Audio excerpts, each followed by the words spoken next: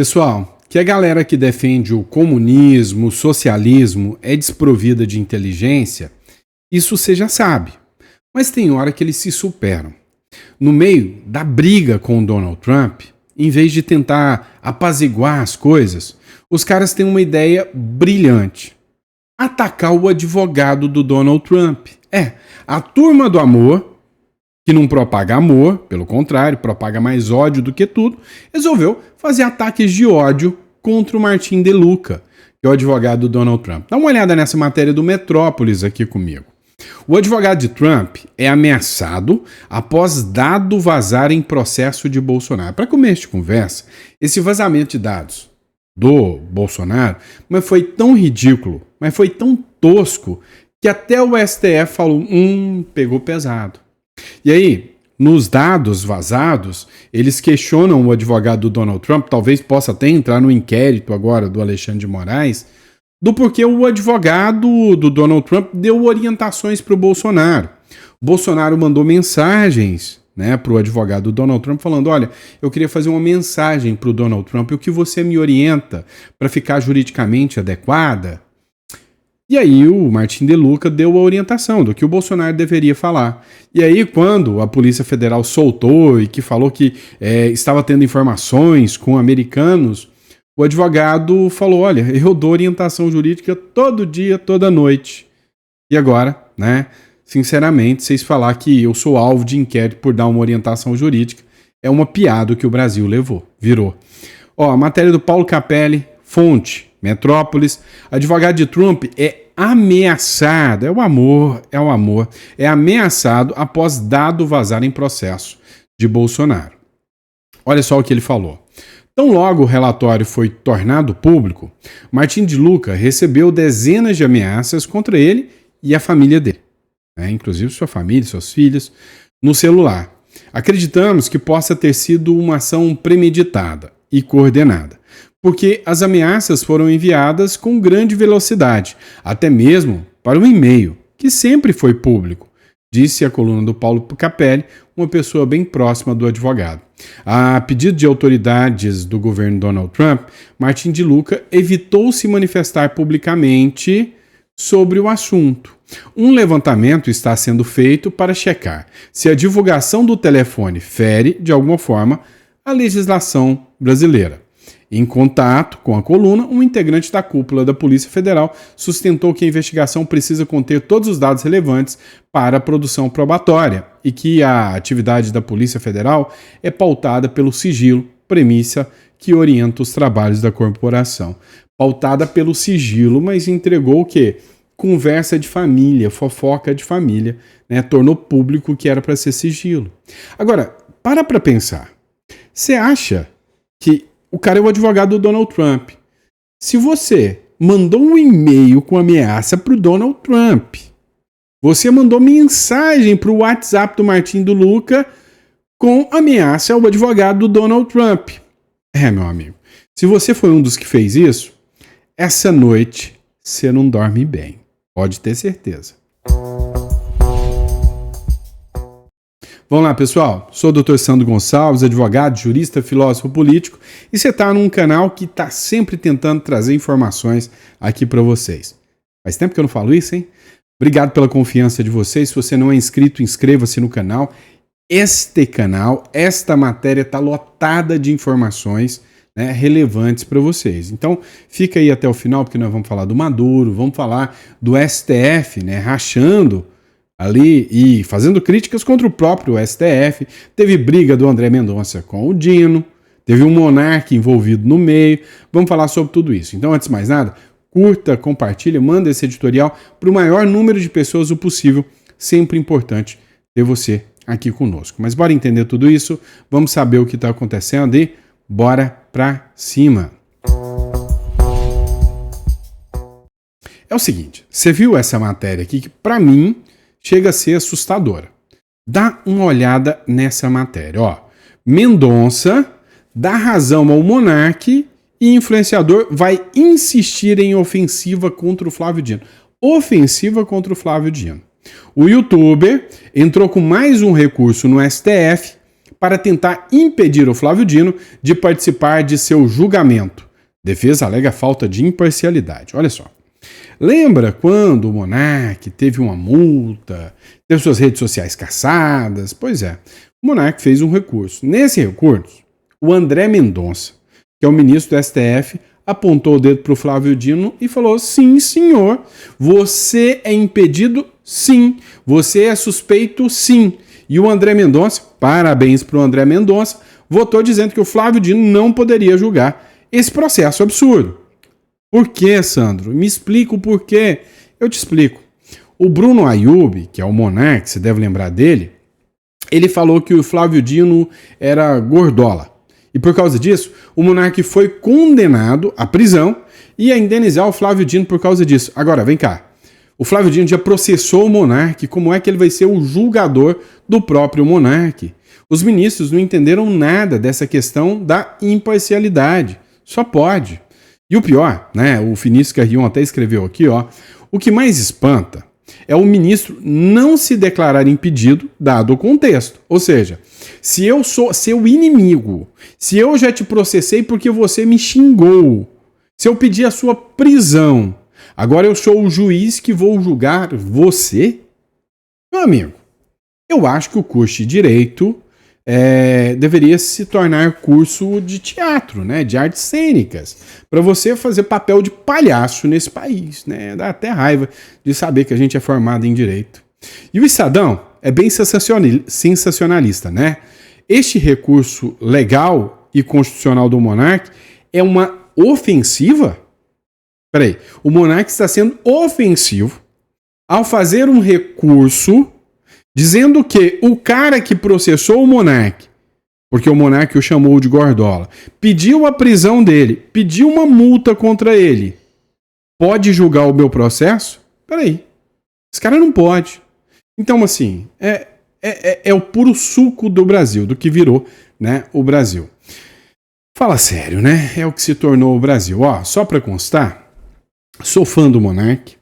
Eu estava indo para fazer, né, uma live com o Monark me convidou para participar do podcast dele, na época que aconteceu tudo aquilo, né? Então eu recebi a mensagem da equipe do Monark, eu queria participar, né? Então eu sempre tive vontade, sou fã do Monark, então deixa aqui meu grande abraço para o Monark, e aí aconteceu aquilo que ele teve que se exilar do Brasil. Vamos lá. Olha, alguma coisa está acontecendo no mundo de Nárnia, como, por exemplo, esta matéria da Gazeta do Povo, né, do Christian Costa, essa matéria. Ministros do STF criticam o relatório da Polícia Federal para indiciar o Bolsonaro. Na visão dos ministros do STF, né, matéria do Christian aí, o documento da corporação está mostrando trechos de conversas pessoais. Até para os ministros do STF, né, isso aí foi uma ação baixa demais. Até para os ministros do STF falaram, mas peraí, como que a Polícia Federal deixa vazar conversa pessoal de Malafaia, xingando o Flávio de babaca, o Eduardo de babaca, não sei o quê. Qual a vantagem disso? Qual o fundamento jurídico para tanto? De novo, a publicação do Vinícius aqui, né? O STF está começando a acordar para a perseguição contra o Bolsonaro ou está acordando para o tamanho da lei Magnitsky? A questão é essa. Ou é o tamanho da perseguição contra o Bolsonaro ou é o tamanho da lei Magnitsky. Um dos dois está dando resultado. Qual que você acha que é? Explica para mim. Vamos lá, pessoal. Você acha que parou por aí? Parou não. Essa ação da PF foi um verdadeiro tiro no pé. Se foi o ministro Alexandre de Moraes que determinou essa ação da PF, deixar vazar esses dados sigilosos, os demais ministros devem estar bravos com o Moraes. Se não foi o Moraes, foi só a própria PF que resolveu deixar vazar isso para a imprensa, até o Moraes e os ministros estão bravos com ele. Porque mostrou uma coisa, aumentou a popularidade, tanto do Bolsonaro quanto do próprio Malafaia. Dá uma olhada dessa matéria da Gazeta do Povo. Popularidade digital. O Bolsonaro segue inabalável. Lula tá se segurando, né? Ou seja, capenga, nunca foi lá grande coisa no digital. O STF despenca. 2 eventos recentes incendiaram o já superaquecido ambiente de polarização ideológica nas redes sociais. Um deles, o tarifaço, né? Ou seja, o tarifaço do Donald Trump, o Lula vem gritando para todo mundo: é culpa do Bolsonaro aí, ó, é o Bolsonaro que é o culpado do tarifaço. Como se não tivesse ameaça ao dólar, como se ele não se juntasse com o Irã, com a Rússia, com a Bolívia, com a Venezuela, com a Colômbia, com Cuba, com tudo que os Estados Unidos mais odeia. Mas a culpa é do Bolsonaro. Afinal, a culpa é dele, né? E ele coloca em quem ele quiser. E aí, outra questão que tá dando o que falar agora, né? É que o Lula tá usando o argumento da soberania nacional, mas não... não vai aguentar até 2026. Todo mundo sabe que não. Agora, essa história, segundo a matéria da Gazeta do Povo, do vazamento, fez igual aquela história do Moro. Você lembra do Sérgio Moro? Eu vou contar tudo sobre o Bolsonaro, reunião ministerial, eu vou contar pra todo mundo. Aí chegou lá, viu um monte de gente falando: olha, eles estão fazendo isso contra o povo, é assim, e aumentou a popularidade do Bolsonaro ainda mais. A mesma coisa. Eu não vou com a cara do Malafaia, mas nem um cadiquinho, mas nem um pouquinho. Mas agora eu tô começando a ficar por causa dos áudios, entendeu? Então, assim, deram mais uma vez um tiro no pé. Só que com essa história do Malafaia, eles abriram uma caixa de Pandora. Não sabe por quê? A comunidade evangélica em peso, cada vez mais, a maioria, né, dos pastores estão fazendo vídeos de apoio ao Malafaia. Vamos começar aqui. O Cláudio Duarte, na dele, quietinho, não é muito de entrar em treta de política, não. Sensato ele.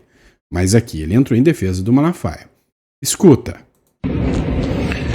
Pessoal, de uma forma muito rápida, eu quero fazer uma reflexão com vocês. Normalmente eu demoro um pouco a me pronunciar, fico ouvindo, vendo, buscando entender o que está acontecendo, ok? Mas nós vimos ontem um episódio na chegada do pastor Silas e eu preciso me pronunciar sobre isso. Não é de hoje que grande parte dos posicionamentos e das decisões tomadas pelo Supremo Tribunal não está de acordo com o que nós entendemos como justiça, ok? Nós temos visto coisas que nós consideramos abuso e muitas vezes nós não temos coragem ou condições de nos pronunciar. O pastor Silas tem feito isso e ontem eu vi algo que me despertou, porque me parece que ele não é o alvo. O pastor Silas é apenas o mensageiro. O alvo somos todos nós. E a mensagem é: olha o que nós somos capazes de fazer com aqueles que criticam, com aqueles que falam verdades que não devem ser ditas. E se nós somos capazes de fazer isso com ele,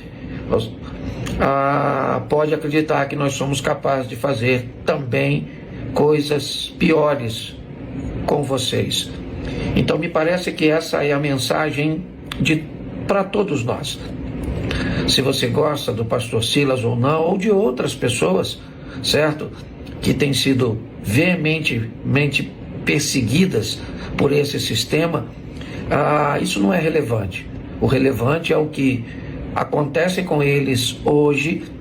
Se nós não nos posicionarmos, certamente vai estar acontecendo conosco também amanhã, ok? Então deixo aqui o meu apoio, tá certo, ao pastor Silas Malafaia, e nós precisamos nos posicionar, é verdade, porque o Brasil precisa de nós, brasileiros, tá certo? Um grande abraço a todos, que Deus abençoe a nossa nação.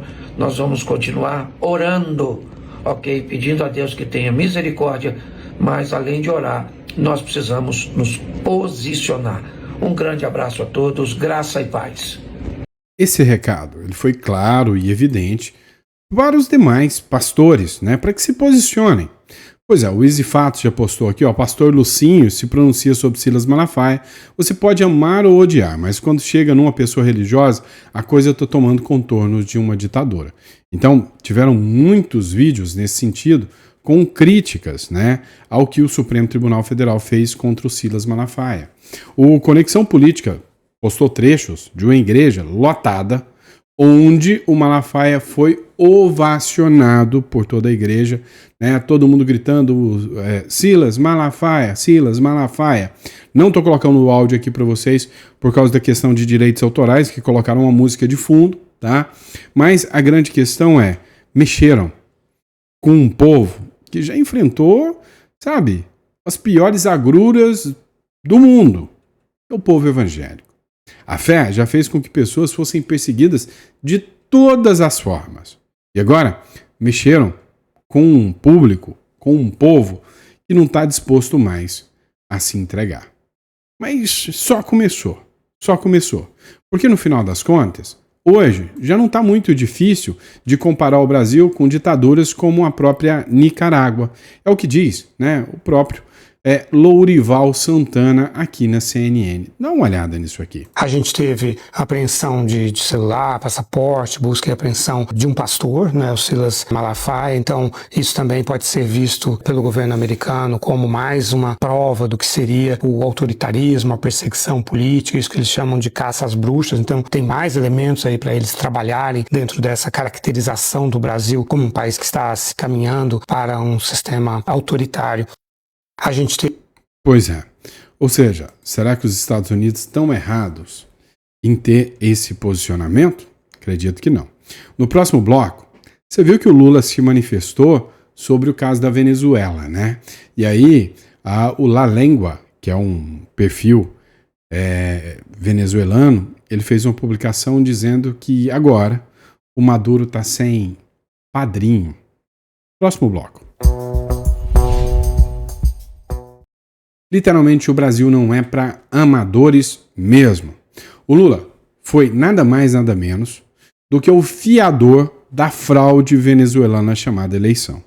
Só que depois de tanta pressão, nenhum país democrático aqui da região reconheceu o Maduro como presidente legitimamente eleito. O Lula teve que recuar.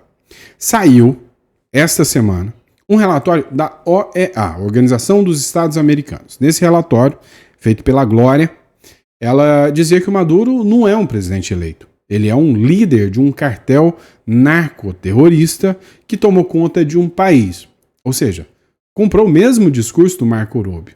E com base nesse relatório, os países ligados à OEA, ninguém vai querer comprar briga. O La Lengua, do Caribe, ele fez a seguinte publicação. Maduro ficou sem padrinho no Brasil. O Brasil não reconhece como o presidente da Venezuela. A matéria diz o seguinte: o Brasil acendeu os alarmes, né, diplomáticos ao declarar que não reconhece Nicolás Maduro como presidente legítimo da Venezuela. Justo quando os Estados Unidos deixou, né, à disposição 3 navios de guerra no Caribe e poucos quilômetros das costas venezuelanas. Será que isso influenciou o Lula a dar um posicionamento que não reconhece a Venezuela? Eu acho que sim, viu? Tá com medo dos Estados Unidos. Finge que não por causa da militância, mas tá morrendo de medo. A declaração foi feita pelo Celso Amorim, assessor adjunto dos assuntos internacionais do governo de Lula da Silva, a quem, ademais, expressou sua preocupação pela presença militar estadunidense na região. Ou seja, estamos virando notícia internacional e sempre da pior forma possível, né? Ou seja, reconhecendo que o Lula é e sempre foi um padrinho do narcoditador Nicolás Maduro. Não sou eu que estou falando, é o La Lengua, do Caribe, tá? Pessoal, agora dá uma olhada nessa publicação aqui do Ivan Kleber. Essa é para acabar, tá? Dá uma olhada nisso. O Maduro anunciou que vai convocar o alistamento de pessoas para a guarda bolivariana, né? Então, bolivariana não é da Bolívia, igual muita gente pensa. É vindo, né, do Simón Bolívar, que é um ícone, né, do Maduro, entre outros. E aí, o Maduro anunciou que vai trazer gente do povo, velhinhos, gente simples, para lutar, para defender o ditador. Dá uma olhada, essa matéria é do Telesur TV, né? O presidente Maduro pede alistamento da Milícia Nacional Bolivariana em defesa da soberania. Matéria do Ivan Kleber, correspondente de Londres. Acompanha só. O ditador venezuelano Nicolás Maduro anunciou nesta quinta o Dia Nacional de Alistamento da Milícia Nacional Bolivariana como parte do grande plano nacional Simón Bolívar para a soberania e a paz. Ainda de acordo com a emissora venezuelana Telesur, o processo começa neste fim de semana em todo o país. Milicianos, reservistas e cidadãos participarão da defesa da pátria. Diz a emissora venezuelana. Já do lado americano, podemos confirmar que os Estados Unidos estão enviando os seguintes navios de guerra para a região: o USS Santo Antônio, o USS Iwo Jima e o USS Fort Lauderdale, que devem chegar no próximo domingo. Eles transportam 4.500 militares, incluindo 2.200 fuzileiros navais. Eu sou Ivan Kleber, falo diretamente de Londres, no Reino Unido, e hoje é sexta-feira, dia 22 de agosto de 2025. Muito obrigado pelo carinho da audiência. Vamos lá, escute-me, né? Escuta só o que eu vou te falar agora. Eu sei o que essa galera tá querendo fazer, eu sei o que o Maduro tá querendo fazer. Ele inflama, né, os pouca massa cinzenta da esquerda, que eu já expliquei para vocês que esses caras não são muito inteligentes. Eles inflamam esses caras para ir para a guerra, para defender o ditador. Chegando lá, os Estados Unidos faz um vral, ataca os caras. E aí esses caras vão ter misturados ali, né? Gente que é do exército bolivariano mesmo, do Maduro, e vai ter gente do povo, que às vezes vai para a guerra fazendo o mesmo que acontece na Palestina. O Grupo Hamas manda gente para ir lutar sem uniforme. Só para depois que lá Israel vem e faz o limpa, aqui os Estados Unidos vem e faz o limpa, vão falar que os Estados Unidos estão matando civis e gente inocente. Escuta essa história, já vi esse filme não faz muito tempo. Agora, deixa eu te falar uma coisa. O Maduro tá ficando maluco da vida, né? Matéria do Hoje no Mundo Militar. O ditador Nicolás Maduro, que há poucos dias estava aos gritos instando os seus generais a invadirem e ocuparem 70% do território da Guiana, agora com uma frota naval americana no largo da sua costa, diz que chegou o momento de paz e não de guerra, ou seja, arregou, afrouxou, o Maduro apodreceu. Dá uma olhada agora, menino bom, homem bom, querendo a paz. Así que hay que buscar una solución. ¿Cuál es la Temos então que buscar uma solução. solución? Más bomba. A solução é mais bomba? ¿Cuál es la solución? Más bombardeo. Qual é a solução? É mais bombardeio? ¿Cuál es la solución? Más guerra. Qual é a solução? Uma guerra? ¿Hasta dónde va a llegar? Até onde vai chegar? La humanidad tiene que despertar. A humanidade tem que despertar. La humanidad está en las calles movilizada. A humanidade está nas ruas mobilizadas. Así que ha llegado la hora de la paz. Agora é chegado a hora da paz. Gente, deu um prêmio Nobel para esse rapaz. Esse homem é muito bom. Até o nosso presidente já disse que esse homem é um homem muito bom. Cá entre nós, né? Uma hipocrisia do caramba. Um cara que, sinceramente, se depender dele, né? Detona os opositores, mata os opositores. Agora vem papinho de eu sou um homem de paz, eu sou muito bueno para vocês. É um mau caráter, sem vergonha. Isso é que é a verdade. Agora, não é só ele não. Olha o outro ditador aqui, o de Cuba. Olha, Brasil de Fato, revista de extrema esquerda, publicando como eles são bonzinhos, né? Matéria do Brasil de Fato. A paz, cito a fonte, até aquelas que eu não gosto. Mas vamos lá. A paz é um direito irrenunciável, diz presidente de Cuba sobre a ofensiva dos Estados Unidos contra a Venezuela.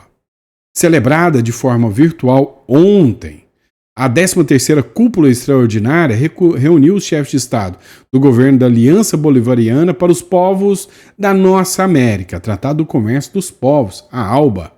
O encontro, mediado a partir da Venezuela, contou com a participação dos presidentes de Cuba, Venezuela, Nicarágua e Bolívia, só gente boa, do primeiro-ministro de São Vicente e Granadina e de representante de Dominica, Granada e Santa Lúcia. Honduras participou como país convidado. A cúpula foi convocada diante da ameaça ameaça que representa para a paz regional os desdobramentos militares dos Estados Unidos nas águas do Caribe, que inclui mais de 4.000 fuzileiros navais, destroyers e aviões de reconhecimento e um submarino. Eu acho que eu sou mau, porque eu não vou celebrar, né, o discursinho de paz deles, e eu vou tomar uma cerveja a hora que eu ver o Maduro caindo. Então eu sou mau, tá? Eu sou um homem mau. Bom é o Maduro. Agora, vamos lá, preste atenção no outro ponto. Se de um lado tem gente fingindo ser bom, mas sendo ser mal, tem gente que está fazendo o que é certo.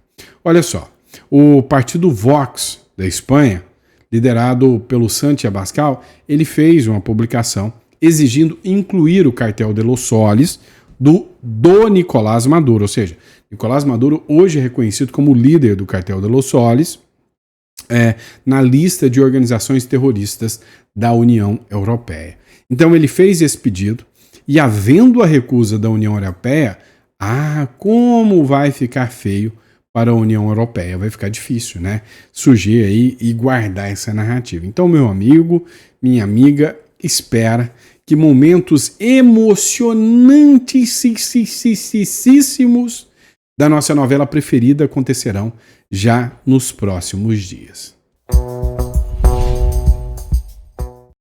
Vamos lá, agora tem outra novela, né? A nossa novela aqui, aqui do Brasil. Preocupante demais. Dá uma olhada. Publicação agora da CNN. Agora, o economista-chefe do Banco BV, né, Banco Votorantim, afirma que existe a possibilidade de bancos brasileiros serem desligados do sistema SWIFT, sim. Ou seja, existe sim a possibilidade do dinheiro ficar travado aqui dentro, tá? Vou mandar para vocês aqui o vídeo aqui para que vocês possam ver. Existe a possibilidade, por exemplo, de o Brasil e bancos brasileiros ficarem impedidos de usar o SWIFT, por exemplo, o sistema de pagamento global, e aí isso tem um impacto não só para os bancos, como para o comércio, para as empresas que precisam exportar e importar, não é isso? Bom, a possibilidade existe, né? A gente está de fato numa escalada. São decisões políticas, portanto imprevisíveis, e hoje circulou ao longo do dia, daí o nervosismo do mercado, essas possibilidades. Então você pode, caso os bancos brasileiros não cumpram a legislação norte-americana, eles são multados, são multas, a gente viu em vários casos na Europa, multas relevantes. Isso pode... 9 bilhões de dólares. 8,9 do BNP, então assim, você tem valores relevantes, e você pode escalar para controle de meios de pagamento, SWIFT, né? E sufocar a economia brasileira, que é altamente dependente de fluxos capitais. Me parece um cenário extremo, né? Me parece um cenário extremo porque isso implicaria uma certa passividade da sociedade, do governo em relação a esse tema. Mas como somos uma economia de mercado, a minha esperança é que o que aconteceu hoje nos mercados financeiros seja um alerta para que a gente tenha que ter uma condução mais pragmática, ou uma coordenação, como você questionou, para que se evite essa escalada. Vem cá, vocês dizem que eu sou um cara meio radical.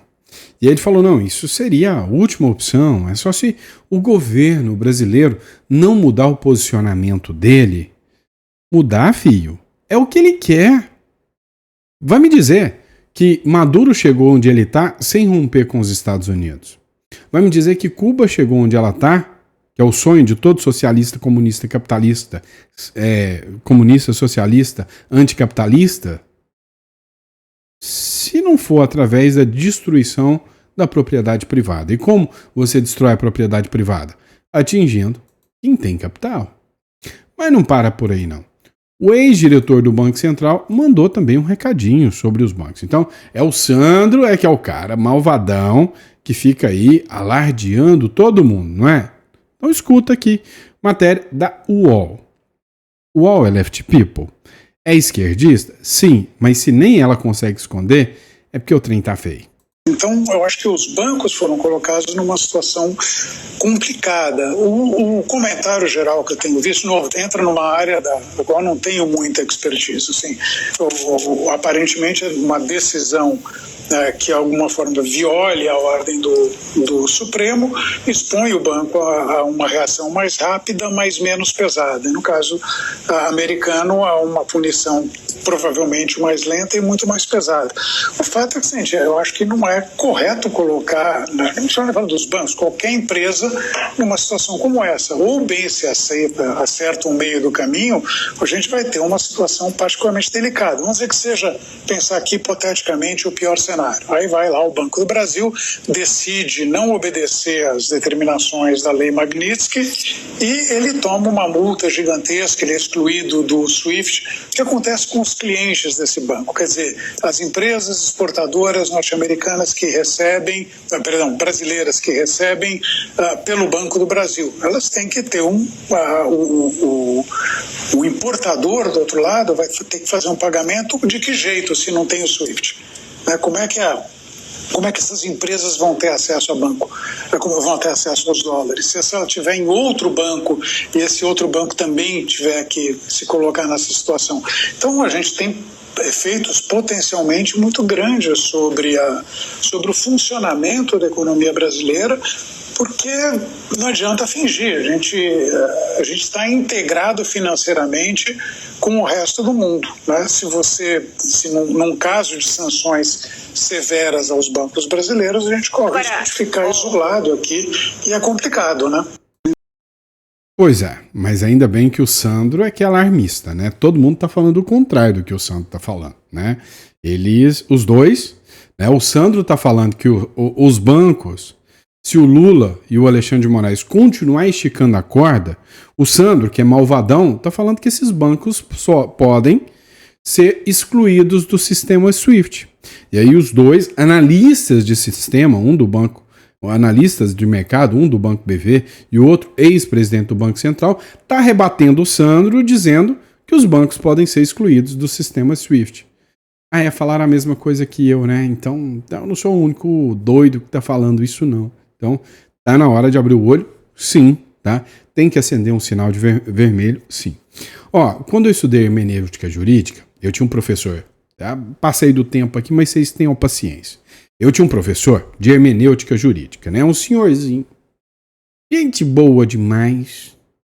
E ele falava, olha, sempre quando você for entrar num debate, sempre quando você tiver numa interlocução, comece a pegar as palavras-chave ou núcleos-chaves da frase. Então, aqui ele tem um núcleo-chave. Ele começa dizendo o seguinte, tá? Não é correto colocar os bancos ou qualquer empresa numa situação como essa. Quando ele fala não é correto, é sinal de que é exatamente o que o PT quer fazer. Essa gente gosta do caos. Vocês tenham certeza disso. Bom? É isso, pessoal. Muito obrigado pela confiança, pela credibilidade. É sempre uma honra, um prazer inimensurável estar aqui com vocês, tá bom? Então, um grande abraço, fiquem com Deus e eu vejo vocês já no próximo editorial. Abraço.